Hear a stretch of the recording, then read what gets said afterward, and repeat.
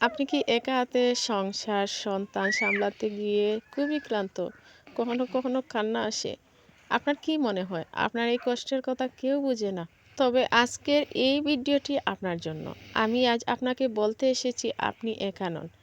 আপনার সেই না বলা যন্ত্রণা, সেই একাকিত্বের লড়াই আর প্রতিদিনের ক্লান্তি সবকিছুর সাক্ষী আমিও। আসসালামু আলাইকুম। সবাই কেমন আছেন? কিউট পরি চ্যানেলে আপনাদের স্বাগতম। আমি পরীর মা। আজ আমি কোনো সাজানো গল্প বলতে আসিনি। আমি এসেছি আমার আর আপনার জীবনের সেই বাস্তব সংগ্রামটি ভাগ করে নিতে। যা দেখে আপনিও অনুভব করবেন, হ্যাঁ, এই পৃথিবীতে কেউ একজন অত্যন্ত আমার কষ্টটা বুঝতে পেরেছে।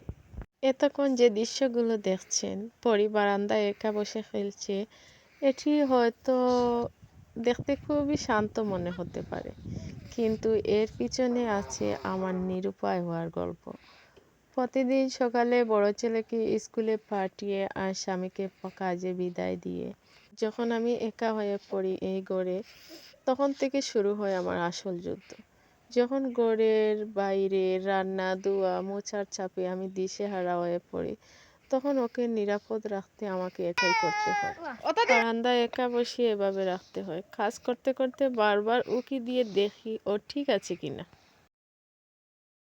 একা হাতে ঘর সামলানো আর বাচ্চাকে সময় দেওয়ার এই যে দুটানা, এটা যে কতটা কষ্টের তা কেবল একা থাকা মায়েরা বুঝবেন। অনেকে হয়তো ক্যামেরার পিছনের ভিডিওটা দেখে ভাবেন জীবনটা খুব সহজ, কিন্তু এই চার দেয়ালের ভিতর একজন মায়ের দিনটা কিভাবে যায় সেই হাহাকার কেউ শুনে না। অনেক সময় শরীর সায় দেয় না, পিঠে প্রচণ্ড ব্যথা, তবুও থামার কোনো উপায় নেই। মাঝে মাঝে মনে হয় আমি কি পারছি? আমি কি ভালো মা হতে সত্যি পারছি? আর যারা প্রবাসে একা থাকেন তাদের এই মানসিক লড়াইটা অনেক বড়। আর যাদের একা সংসার, কিন্তু আল্লাহ আমাকে এত কষ্টের মাঝেও অনেক বড় রহমত দিয়েছেন। আমার 13 বছরের বড় ছেলেটিকে যে দেখলেন স্কুল থেকে ফিরে আসে, তখন আমার মনে হয় আমার পাশে একজন শক্তিমান মানুষ এসে দাঁড়িয়েছে।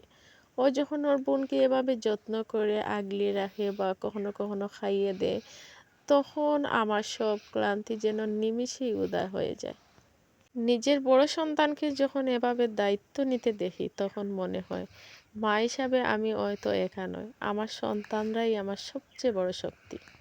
বোন, আজ আপনার সন্তান ছোট বলে আপনি হয়তো হিসমিস খাচ্ছেন, কিন্তু বিশ্বাস রাখুন, আপনার এই ত্যাগের মর্যাদা একদিন আপনার সন্তানরা ঠিকই দিবে।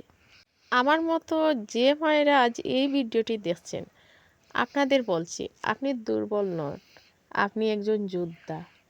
এই যে আপনি একা হাতে একটা সংসার আর একটা